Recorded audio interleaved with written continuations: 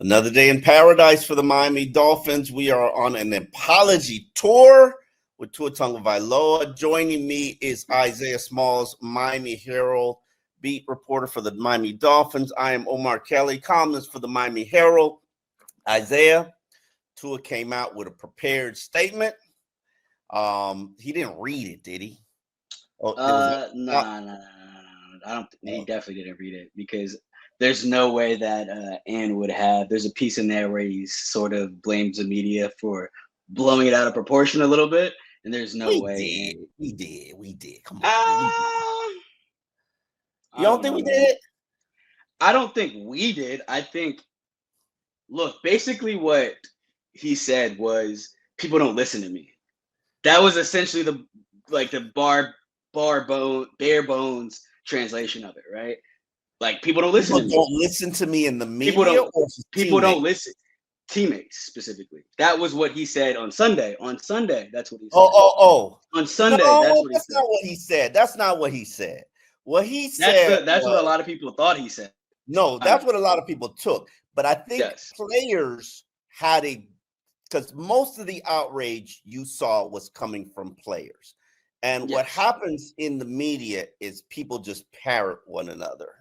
And so when you have talking sports heads talking about how dare you put private business on a public platform, say it in a press conference, they didn't say anything about players not showing up to film study meetings or Tua holding other players accountable, which is what he was trying to do, because we sit here and we Tua for, are you a leader? Well, you're trying to lead, but you're putting people's business out there on the street.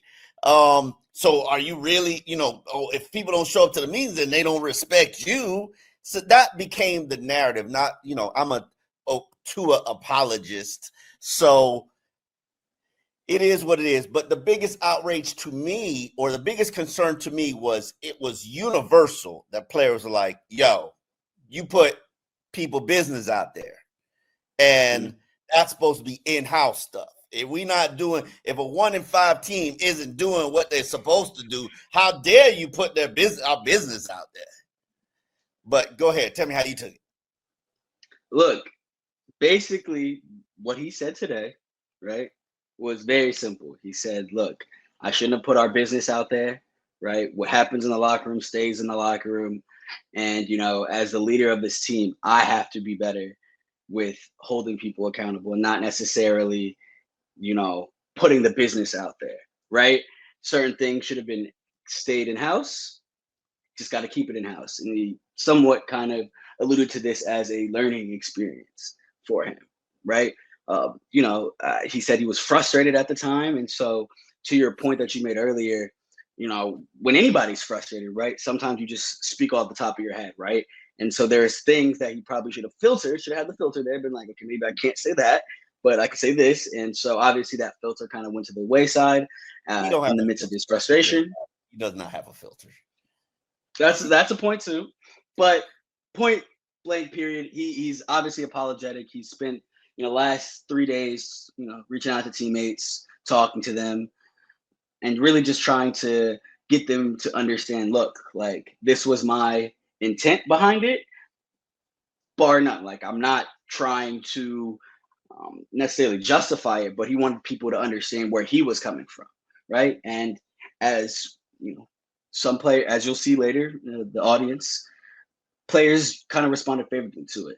At the least, that's what they told us. Now, whether they harbor any personal feelings is we don't know that yet.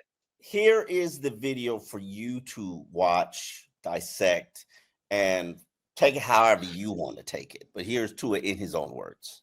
The leader of this team, of the Miami Dolphins, the comments that had been said, I would say I've made a mistake, and I'm owning up to that right now. I've talked to guys on the team about it, talked to the leaders about it, and that they know my heart. They know that the intent was right, but no matter the intent, the intent can be right, but when things get misconstrued or however the media wants to portray it, that leaves a void of silence and a lot of questions for the guys on our team. Now, being 1-5, we talk a lot about, all right, we got to get this going. We got to get this going. Come in excited to go to work. Forget about the noise. And I feel like I just added onto that for our guys. For myself, I got to look at myself as the leader, protecting the team. I don't feel like I did that to the best of my abilities. I felt like I let the emotions of the game get to me after the game. And, that's something that I can learn from as a leader on this team. And what happens in-house should be protected, and none of that should have gotten out. And so want to publicly apologize about that, want to move forward, and now want to focus on Cleveland Browns. Got any questions? Yeah, I didn't really like the got any questions part. I thought it was a good open-ended statement. What were the follow-up questions like? I think one of the first follow-up questions was, do you think your teammates necessarily responded well, right? Do you still think that team culture is an issue after your comments, right? And his response was no, like just from the conversations that I've had, in addition to what was. Do you think your teammates responded right? No, responded well to your apology, essentially. Oh, to your apology. Yes, to your apology. Yes. And do you think it'll affect the team culture? And to that, he said, I don't think so. Just from the conversations that I've had with people and based on the practice we just had, it looks like, people are past it. Outside of that, I think he was asked about just, what was the motivation behind that, right? And as you heard him say there, he kind of reiterated, like, I was just frustrated, right? That I still doesn't, make it right, but, I was frustrated, right? And you kind of got to give him a bit of the benefit of the doubt. I'm not as much of a Tua apologist as you are, but I will never knock a man for owning up to his mistake and apologizing in public, right? Because a lot of people tend to forget when it comes to just apologies in general is that, like, if you do something bad in the public sphere, you have to apologize in the public sphere, right? Just to make it okay, right? Because a lot of times you can apologize, but in private, right? And I think that those conversations are important as well. But because the misstep was made in a public forum, you kind of have to apologize in a public forum. So I'll give him credit for that. Some real man stuff right there. Hats off to him for, owning up to his mistake. And look, as I wrote in my story today, like, they have bigger, as McDaniel kind of said earlier, they have bigger fish to fry, right? Like, they don't need any distractions. They're 1-5, and their quarterback isn't playing all that well, right? So, like, wait. I ain't catch a stray in the quarterback isn't playing that well. 3 interceptions, yeah, okay, all right. No, he has the third highest amount of interceptions behind Flacco, behind Jake. 2 came in, and 5 came in 2 games. 6 turnovers came in 2 games. Listen, I'm not going to excuse it. Okay, but he doesn't turn the ball over in bunches. That's a totally different conversation. Why are you bringing up old stuff? I'm just saying. Listen, as I say consistently, on my list of problems for the 2025 Dolphins organization, Tua is not even in the top 5. Now, of my list of franchise issues, he's definitely in top 25. When you make that much money, your level of contribution and play has to match what you're making. But Trevor Lawrence could enter the same conversation. There are a lot of quarterbacks that enter the same conversation, but we're not talking about them. We're talking about what is wrong with the 2025 Miami Dolphins, and can't stop the run, really creating no turnovers. Offensive line protection is trash. No playmakers outside of Jalen Waddle and Devon Achane, and now all of a sudden Darren Waller, who's showing up. But you got 2 other pieces on your offense, really 3, because I will not exclude Ollie Gordon, who have done nothing lately. Nick Westbrook-Ikhine, nothing. Malik Washington, nothing. They're all important. When Julian Hill is contributing more than you, something ain't right. You know what I'm saying? I'm just putting it out there. Like Nick Westbrook-Ikhine has played over 30 snaps in the last 2 games. How many targets does he have? Probably Maybe 2. How many catches does he have? 0. How many interceptions does he have? 1. Like, but that's a whole. That's okay. With that, I feel like that's now you're moving a little bit of the goalpost because you're saying that he caused an interception. You said he caused that interception. No. Okay, just hear me out. Hear me out. Okay, let me defend myself like a defense attorney. Go ahead. Witness, does Tua Tagovailoa have chemistry with Nick Westbrook-Ikhine? No, he does not. Of course not. Okay. Mr. Isaiah, is Tua one of the most accurate quarterbacks in the NFL? Is he on pace to set an all-time record for accuracy in terms of efficiency as a quarterback? I'd have to go look at those numbers after his performance against the Chargers. He's completing. He's still completing 69.8% of his passes, which is on pace, which keeps him number 2 all-time in NFL history. That's impressive. So would you say he's one of the more accurate passers in the NFL today, if not history? Okay, sure. Yes or no? Kind of, somewhat. I can't get over the 7 interceptions. Like that's okay. That's fine. Could I possibly say to you that maybe the final interception was thrown to a spot where Nick Westbrook-Ikhine was supposed to be, but wasn't? Would that be out of the realm of possibilities for you? Yes, but also the benefit of me actually going to Tua today and not the locker room was that he admitted to feeling the effects of the hurt thumb and the hip at points in the game. He said that there was a few plays he would like to have back. Oh, well, that's his new evidence that the defense attorney was not exactly. Exactly. So slow your roll, Jack. Hold on, wait a minute. But we don't necessarily know if that was a factor on that throw, would you say, Mr. Smalls? Well, of course, yes.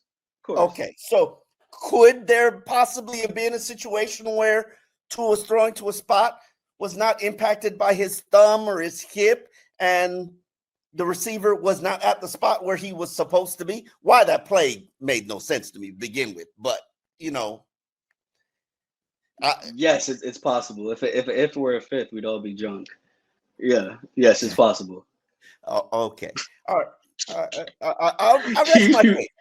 Anyway. Okay. I will say this to go back to the point that you made earlier. I think you're completely right. Like I think when we're listing things that is wrong with this iteration of the team, I don't think he's in the top. I wouldn't say top 5 because I think he might be 5th, right? But there's definitely things like you can't bring up how terrible we're not terrible, but how subpar this offense has been without talking about the offensive line, right? Like you can't. In a lot of categories, they're terrible. They are below average. So you can't bring that up without talking about the ineffectiveness of the offensive line, right? Which obviously plays into his ineffectiveness, right? So I mean, I agree with you. Like he is not within the top 5, right? But I think we've also been, shown this year, right, that unless everything is perfect, right, like he's not going to be the difference maker, if that makes sense, right? Like he can play well and within the confines of a system, but if stuff isn't going in his favor, he's not going to be able to lift the rest of his team, right? He's not a Josh Allen, Lamar Jackson, Patrick Mahomes, right? He's not that guy, right? And I think, I mean, I knew that coming in. You knew that. Go ahead. Why are you looking at it like that? Because you paused for a minute, so I couldn't really. Okay. Let me let's hear from Jalen Phillips in regards to not only his performance, especially on that final play where he missed not final play, but the final important play where he missed the sack on Justin Herbert, but also Jalen Phillips's viewpoints on Tua and his situation and his comments. It's disappointing as hell, and I'll do anything to have that back, but you can't do anything about the past. So the only thing that would be worse than that play itself is to let that linger and let that keep me from being present and getting better. So it's like, obviously that amongst other plays this season, like, there's a lot of things that you think about that haunt you in terms of plays you wish you could have made. But like I said, you can't do anything about it except for use that as a learning experience. So, kind of the mindset I'm having is, all right, I missed it that time, but maybe it's a playoff game, or maybe it's the game to get into the playoffs and I have the opportunity again. I'm going to be, better trained for it this time, and I won't miss it again. So, yeah. What did you pick up from watching that you could do differently? Man, I honestly try not to watch that play in particular. I had a great rush, put myself in position to make the play, but just slipped off. There's a lot of things that go into it. I need to hold him down. He's sweaty, he's strong, he's big. At the end of the day, keep my eyes open, wrap him up, get him down. So shit happens, and like I said, just got to try to move on from it. As the play was developing, was there a point when you thought you had him? Absolutely. I had him in my grasp. So thought I had him, and then I fell off, and she was devastating. But like I said, what are you going to do? With this team, in terms of the defensive performance this season, obviously you guys have talked about stopping the run. How do you turn it around? Just keep focusing on what's important, keep trying to get better. Like, obviously it's not good enough. It's something that pisses us all off because, we know that we're better than that. So it's just a matter of staying together, not pointing fingers, being accountable. Like, at the end of the day, I think that's important. Whether that's me, working on improvement, like my biggest thing this year obviously has been finishing tackles. Like, I think I'm doing a great job of putting myself in position to make plays, but I'm just not finishing them. So that's something I got to do better on. Other people on our team, I'm sure, have things that they got to work on and improve on. So I think at the end of the day, we just got to be accountable, work on what we need to work on, and ultimately that'll lead to us getting better. Tua's apologized to the team, apologized to the media as well. How do you handle him coming out and criticizing the team in terms of guys showing up or whether they don't show the players on the meetings? Honestly, I really don't even know what he said exactly. I deleted Twitter off my phone after the game, getting all types of crazy messages and shit. So, to that extent, I'm not really concerned with what Tua has to say. I know Tua's heart, and I know that, like, if he did say anything, it was out of good intention. I don't think he's trying to call anybody out in particular, other than just, like I said, we're holding each other and we're trying to hold ourselves accountable. So anybody who's mad about him calling people out for being late really is kind of like if the shoe fits type situation. Like, you can't really be mad at something that is their fault in the first place. So, I'm not, like, I don't think Tua's, like, super wrong for what he said. At the end of the day, like, I think there are certain things we can keep in-house, but I trust Tua's judgment, and like I said, I know his heart, so I'm not worried about what he said. Yeah.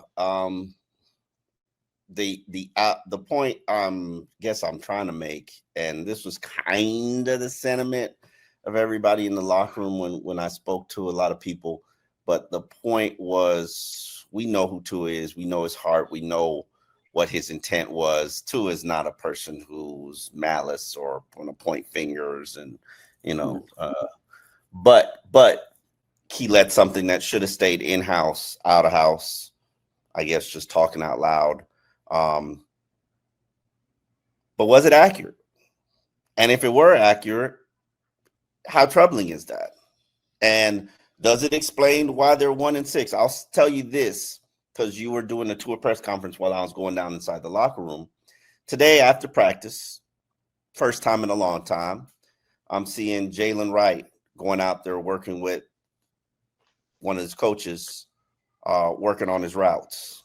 Jalen Wright hasn't been active for the last 2 weeks. Then you go to the wide receivers, the three that aren't playing, who have the talent to play, but clearly aren't doing what they're supposed to do. They're working on their releases with the wide receiver coach. The offensive line, the young offensive linemen who generally work after practice every single day. That's the one thing I'm highly critical of the offensive line, but I will tell you, nobody puts in more work than them to be average. And I cleaned it up. But they were. I agree with Chris Greer. They work. To what end? I don't know. They were out there working. Some pass rushers out there working. Some defenders were riding the tour to Miami Gardens. And we were talking about that in training camp. Everybody staying after practice and doing the little things and running and doing the extra. But if I'm going to be real about it, I really hadn't seen that until this week. And yeah, it's a long day, long week, but you know what? To be good, you got to put in the extra hours. And if your job, and I say this as a reporter, or journalist, I'm always on the clock. I can't call my boss and be like, it's 6 o'clock. Am I getting paid for this? Or I got to show up somewhere and I'm like, oh, I'm not getting paid. That's not how it works. And if you want to be good at something, that's not how it works. And the biggest thing that I've learned, and I've been asking about, and I think I said this in the last podcast, I've been asking about certain things and people kind of figure out what I'm going to. And I'm close to identifying an issue that I see that I don't think is necessarily the Dolphins issue, but is probably a league-wide issue in terms of players don't know how to study film. They don't know how to study their opponent. They don't know how to break down what they're seeing and how it applies. And a lot of that, when I was younger in the league 18 years ago, that was Zach Thomas teaching Channing Crowder, and Channing Crowder teaching somebody else. And that person, you pass it on, unless you were, the Indomitable Susan of the world, you kept it to yourself. But that's a whole different conversation. You would like pass on that knowledge. You know what I'm saying? And you'd watch film together and you break things down. And, if they do this, we should do this. And that's not something coaches tell you, or coaches are encouraging you to do. And sometimes coaches teach you how to learn how to study film. But I'm realizing now this young generation of players don't have a clue how to study film. Half the time, they've transferred 3 times to 3 different colleges. Oh my gosh! I'm doing it. Yeah, I'm doing it. Don't do that. Don't do that. Oh, you played at 4 different colleges. But who has done that on this team? There's nobody on this team that's played for 4 different colleges. There are more than one guy that's played. Look at Quinn Ewers. He transferred like twice. Once actually. Warm Duck transferred twice. This generation, this is becoming a increasingly bigger problem. Like the University of Miami star receiver. What's his name? Malachi Tony. Okay, Malachi Tony's doing phenomenal this year at the University of Miami. You ain't gonna have to break them dollars to keep him from being recruited and courted from another university. Could Malachi Tony play for Ohio State next year? Absolutely, because that's where the money's at. So you don't think that being coached by 2 different coaches, maybe 3 different coaches, now sometimes 4 different coaches, is going to impact this generation of guys who are coming to the league? There are some players who have played for major programs who, I am being told, have no idea the fundamentals and techniques, no idea how to study film, and they're getting it when they get to the league. And sometimes it's a transition. It's an adjustment period. So the problem that I'm seeing here is that there is no Teron Armstead, no Calais Campbell here in this locker room teaching you the way. And leadership is a very young team. And leadership is very important on a young team, but somebody has to show you how to do it. Somebody has to talk about their examples and their experiences. Like Tua mentioned the Miami Miracle, but at Sunday after the game, but really had no idea what the hell it was.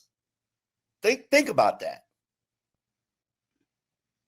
You talking about the John on the Patriots? Yeah. Against the Patriots? Yeah. What do you mean he didn't know about it? How do you not? He's heard about it, but he's just heard I'm sure about he's seen the play. I'm sure he's seen the play. Maybe when he was like 14. What, you want him to remember it like verbatim? I'm trying to remember, when was that? That was like in 2016, 17. He was in college. Yeah, he was. If he wasn't in college, he was like a senior in high school. You think he's watching NFL in college, playing for Alabama? Not even. I'd have to do the math out again. But if he's not in college at the time, he's like a senior in high school. And I'm sure he is in Hawaii watching the Dallas Cowboys. But that's not who we're talking about. We're talking about the Patriots. We're talking about the Patriots versus the Dolphins, and the Patriots had Tom Brady at the time. He knows of the play and has heard of the play and realizes there was some situation where they passed the ball around a couple of times before somebody scored at the end in a miraculous moment. He's probably seen it one or two times, but I don't know.